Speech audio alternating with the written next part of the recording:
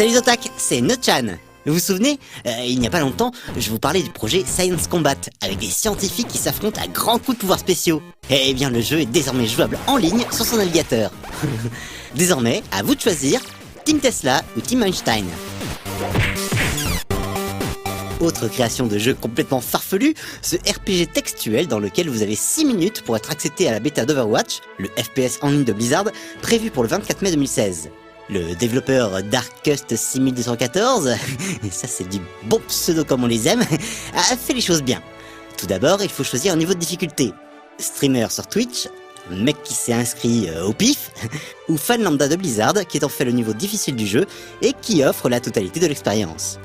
Il faudra alors se compromettre en faisant de la pub sur les réseaux sociaux, vérifier avec anxiété sa boîte mail, tout en gérant les précieuses secondes que coûte chaque action. Il y a aussi des quêtes secondaires, des objets à acheter, des succès à déverrouiller, et évidemment, pas la moindre image d'Overwatch à l'horizon. Si vous ne faites pas partie des chanceux qui auront pu s'inscrire à la bêta et qui vont devoir attendre jusqu'à fin mai, peut-être qu'un peu de musique parviendra à vous consoler. Notamment grâce à cette belle boîte à musique Laputa, entièrement en Lego. Il s'agit d'une création de deux Coréens, Yeom-hee et Banggu, qui proposent de nombreuses idées lumineuses à base de briquettes sur leur site Hyderworks. Comme ce bateau en bouteille ou bien cette infernale, une des troupes de base de la Légion Ardente dans World of Warcraft. Restons dans les briquettes avec ce Fairchild Brigand, l'un des avions emblématiques de la franchise Crimson Skies.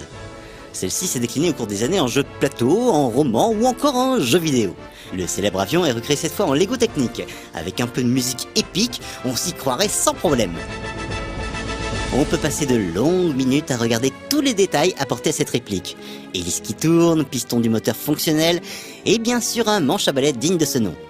Personnellement, je ne sais pas si j'aurai la patience de m'atteler à un tel travail d'orfèvre, du coup... Et je préfère me passer la vidéo en boucle. C'est comme pour Besiege, ce jeu de stratégie dans lequel il faut créer des machines pour détruire telle forteresse ou remplir tel objectif. On peut y déployer des merveilles d'ingéniosité, encore faut-il avoir la patience nécessaire pour mener à bien ces dessins de grandeur. Et c'est ce qu'a fait le joueur Draco en recréant le Gypsy Danger, le Jaeger de Pacific Rim, élitreillé au besoin par deux Jump Hawk V50 à double rotor, livrés accessoirement avec son épée géante.